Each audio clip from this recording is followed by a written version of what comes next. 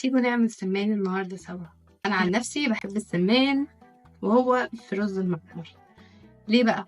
بيبقى شارب من الزبدة، بيبقى شارب من اللبن والكريمة والحاجات الحلوة اللي احنا نحطها على. أنا بالنسبة لي بيبقى حلو. انتوا وحشتوني.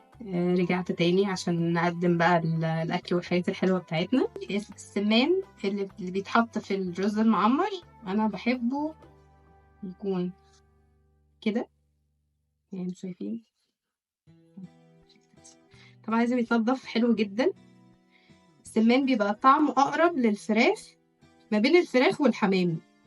انا بتاع الرز المعمر انا بخليه كده، يعني مفتوحه اهو، تنضفها من ورا كده من قلبها زي الفل. تتغسل بقى وتتعمل بالدقيق عشان بيبقى فيه سنه زفاره اكتر من الحمام شويه. التتبيله بتاعتنا ازاي؟ هنا انا عندي ميه بصل،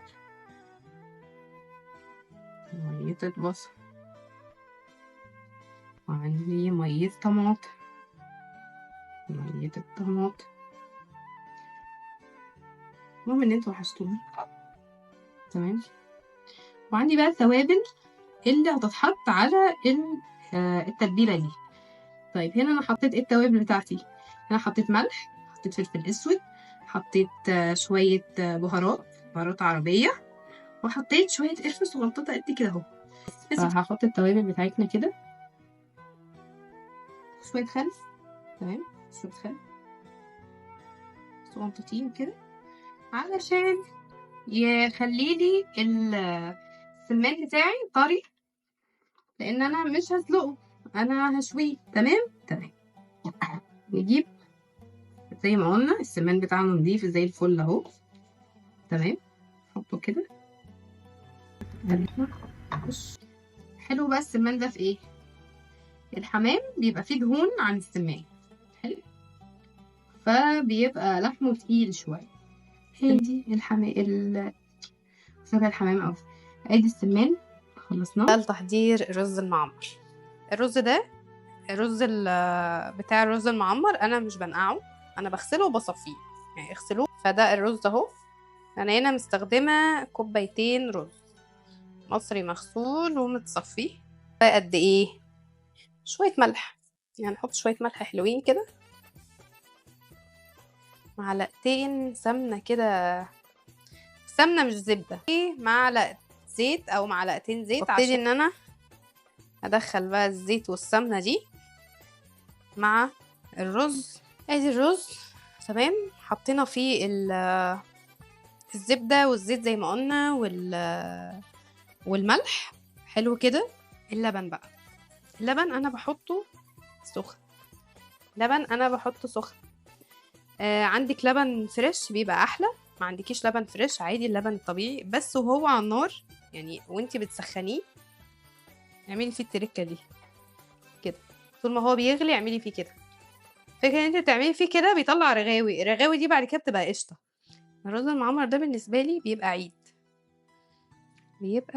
وهقول لكم على تركايه كده تعملوها تنقل معاكوا.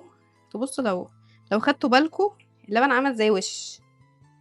انا هنا مستخدمه كوبايتين ونص كبار لبن.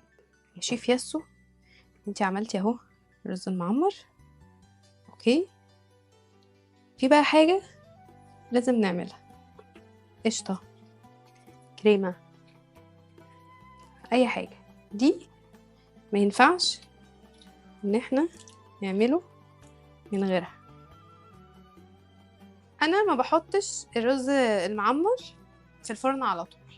تمام، انا بخليه شويه مغطياه بحيث ان اللبن يكفر كده الرزايه. الرز يشرب من اللبن قوي ساعه في اللبن من غير ما ادخله الفرن. طيب الفرن بتاعي طريقه التسويه بقى، عشان كنت بعمله بينشف مني الوش، بينشف مني شويه. طيب التسويه بتاعته المظبوطه نعمل ايه؟ اول حاجه ان انا لازم ادخله على فرن سخن، يعني ما ينفعش ادخله في فرن بارد واسخنه وهو في الفرن. الرز هيشرب اللبن ومش هيستوي، دي حاجه. وحاجه تانية وشه هينشف. طب اعمل ايه يا شيف ياسو؟ طيب انا هفتح الفرن بتاعي على درجه حراره 200 220 على حسب اعلى درجه حراره فرن عندك قد ايه. وبعد كده بطفي الفرن، بشغل الشوايه هتخلي الوش بتاع الرز بلبن، ايه، الرز المعمر يغلي. تمام. اول ما يغلي من فوق هيعمل كده زي طبقه وجمال. تمام. وبعد كده اروح مقلاه تحت، اروح منزله الشبكه بتاعتي تحت، واروح مشغله الفرن بتاعي على 180. معلقتين 3 كده زبادي كبار، حطهم عليها، حطهم قصدي في الطبق. و شفتوا الكريمه اللي حطيناها على الوش وسيبنا بيها الرز المعمر؟ حبه كريمه صغيره كده. عايزه اقول لكم الخطوه دي مش مهمه، الخطوه دي هي اهم حاجه في الرز المعمر. جربوها وهتدعولي. انا دلوقتي المفروض ان انا حمرت السمان بتاعي وعايزه احطه في الطاجن. طيب هحطه ازاي؟ قولوا لي بقى احطه ازاي. هوريكم نحطه ازاي. انا هاخد شويه من الرز اللي انا حطيته كده اهو اهو. انا كان كل همي ان انا انقع الرز ده في اللبن وهو سخن. بصوا بقى، ده السمان اهو، انتوا مش شايفينه اكيد. ده السمان اهو بعد ما اديته تشويحه على البوتاجاز. يعني لازم تديله تشويحه كده وبعد كده تحطيه في الطاجن اهو. هبتدي انا ارصه كده في الطاجن بتاعي زي الفل اهو. بصي، ايوه هي دي السمانات. تمام جدا. طيب هعمل ايه بقى يا شيف ياسو؟ شفتوا بقى الرز الجميل ده؟ نحطه على الوش ونجيب الزبادي اللي احنا عملناه كده كده.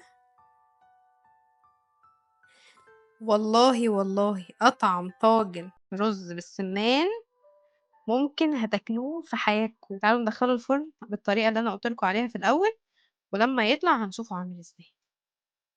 يلا بينا على الطاجن القمر بتاعنا. احنا بقى عايزين نشيل ايه واحده.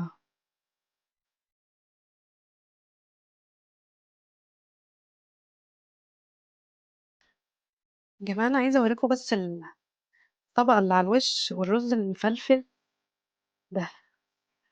بصوا الطبقه دي، يا يمكن هنا هنبان اكتر. الطبقه دي كده ماشي. ايه ده؟ الرز، رز مفلفل جدا جدا. وادي الوش بتاعه. الوش بتاعه عامل زي البشاميل من كتر ما هو تحفة. وادي السمانة، يعني عايزة اوريكم السمانة اهي. تعالوا بقى كده سوا. رز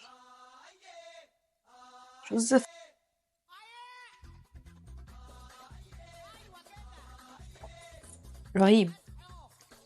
وادي السمان دايب. اوريكم بس السمان عامل ازاي. السمان دايب اهو، اللحم بتاعه مستوي.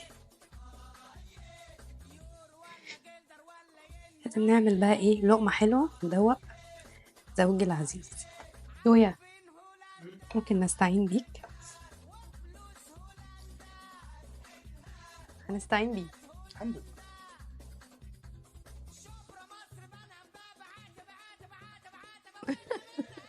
انغام حوار. والله انغام. انت يعني هتاكلوا انغام. حوار. جربوها يا جدعان، حوار حوار. السمان دايب. ايه رايك في السمان؟ بقول لك نتغدى كمان شويه. نتغدى نتغدى دلوقتي. والله بجد احلى طاجن رز معمر هتاكلوه بالسمان في حياتكم، مش تاكلوه بره كده اصلا. الف هنا، وجربوا الطريقه وقولوا لي رايكم في التعليقات، وشير للفيديو للناس اللي بتحب السمان، الناس اللي بتحب الرز المعمر. وبألف هنا يا رب على قلب.